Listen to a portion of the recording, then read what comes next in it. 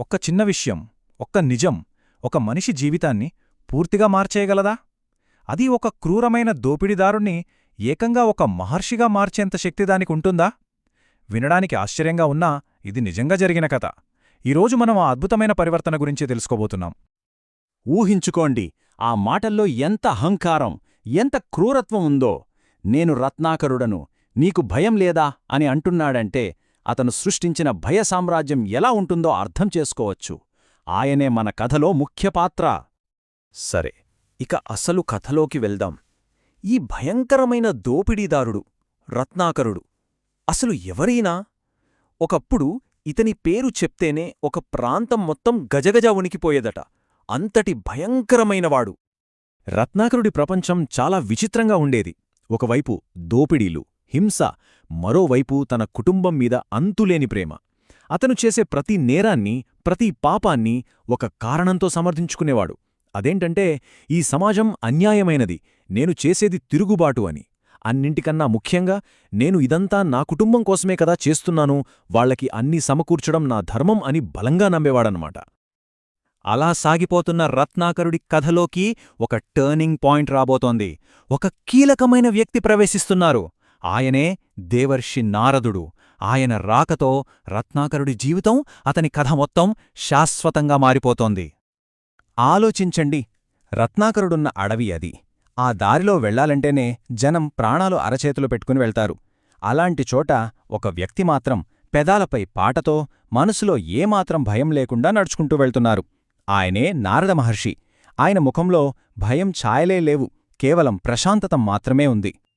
చూశారా, ఈ ఇద్దరి మధ్య ఎంత తేడా ఉందో? ఒకవైపు రత్నాకరుడు, కత్తితో బతికేవాడు, కుటుంబం కోసం పాపాన్ని కూడా సమర్థించుకునేవాడు, కాని లోపల చట్టానికి భయపడేవాడు. మరోవైపు నారదుడు, జ్ఞానమే ఆయన ఆయుధం, అందరి మంచికోసం సత్యాన్ని వెతికేవాడు. దేనికి, ఎవరికీ భయపడని వ్యక్తిత్వం. వీళ్ళిద్దరి మధ్య జరగబోయేది కేవలం సంభాషణ కాదు, రెండు విభిన్న సిద్ధాంతాల మధ్య ఘర్షణ అన్నమాట. ఇకిప్పుడు కథలో అత్యంత కీలకమైన ఘట్టానికి వచ్చాం. పాపంపై ఒకే ఒక్క ప్రశ్న, అవును, ఒక్క ప్రశ్న. రత్నాకరుడు తన జీవితాన్ని ఏ నమ్మకాలమీదైతే కట్టుకున్నాడో ఆ పునాదులనే పెకిలించివేసే ప్రశ్న అది. అతని ప్రపంచాన్ని తలక్రిందులు చేసే ప్రశ్న.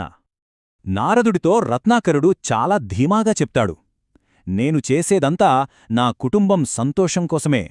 వాళ్లు ఖచ్చితంగా నాతోనే ఉంటారు. అంటే తను తెచ్చే సంపదను పంచుకుంటున్నట్టే తను చేసే పాపాన్ని కూడా వాళ్లు పంచుకుంటారు అనేది అతని అచంచలమైన విశ్వాసం. అప్పుడు నారదుడు ప్రశాంతంగా ఒక్కటే ప్రశ్న అడుగుతారు.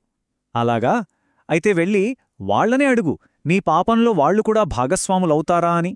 చూడ్డానికి చాలా చిన్న ప్రశ్నలా అనిపించినా ఇది ప్రశ్న కాదు, ఒక బ్రహ్మాస్త్రం లాంటిది. రత్నాకరుడి నమ్మకాల పునాదుల్ని నేరుగా తాకిన అస్త్రం. ఇక చూడాలి కుటుంబం తీర్పు ఏంటో. నారదుడు ప్రశ్నకు సమాధానం తెలుసుకోవడానికి రత్నాకరుడు ఇంటికి వెళ్తాడు.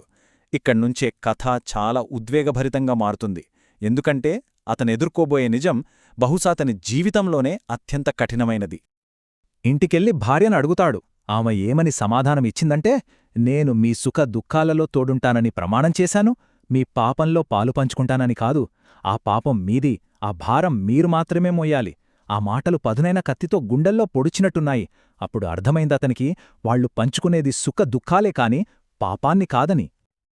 ఆ ఒక్క క్షణంలో తాను చేసిన అతిపెద్ద పాపంలో అతను పూర్తిగా ఒంటరివాడైపోయాడు. ఆ ఒంటరితనం, ఆ నిస్సహాయత మాటల్లో చెప్పలేం. ఎవరికోసమైతే ఇన్నేళ్లుగా పాపం చేస్తున్నాననుకున్నాడో వాళ్లే తన పాపంలో భాగం లేదనేసరికి రత్నాకరుడు అక్కడికక్కడే కుప్పకూలిపోయాడు. అయితే రత్నాకరుడి కథ ఇక్కడితో అయిపోలేదు. తన నమ్మకాలన్నీ ముక్కలైపోయిన చోటనుంచే ఒక కొత్త ప్రయాణం మొదలైంది. ఒక కవి జననం. అవును, కథ ఇప్పుడు చివరి, ఇంకా చెప్పాలంటే అత్యంత స్ఫూర్తిదాయకమైన అంకానికి చేరుకుంది. కుంగిపోయిన రత్నాకరుడికి నారుడు ఒక కొత్త మార్గాన్ని చూపించారు. చూడు రత్నాకరా, నీకు నువ్వే స్నేహితుడివి, నీకు నువ్వే శత్రువు.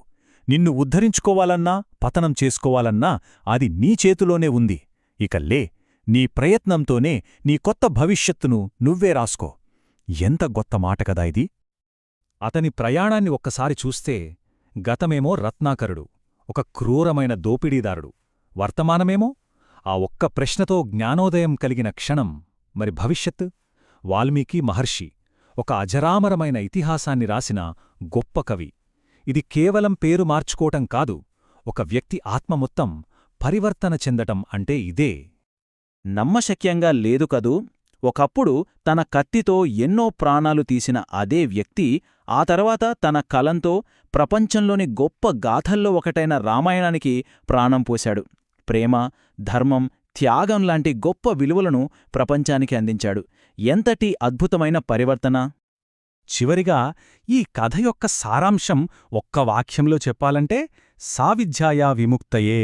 అంటే నిజమైన జ్ఞానం మనల్ని బంధనాల నుండి విముక్తి చేస్తుంది, అజ్ఞానం, పాపం లాంటి బంధాల నుంచి విడిపిస్తుంది. రత్నాకరుడి జీవితం దీనికి ఒక గొప్ప ఉదాహరణ. చూశారా? ఒకే ఒక్క నిజం, ఒకే ఒక్క ప్రశ్న ఒక దోపిడీదారుడిని వాల్మీకి మహర్షిగా మార్చేసింది. ఇదే జ్ఞానం యొక్క అసలైన శక్తి.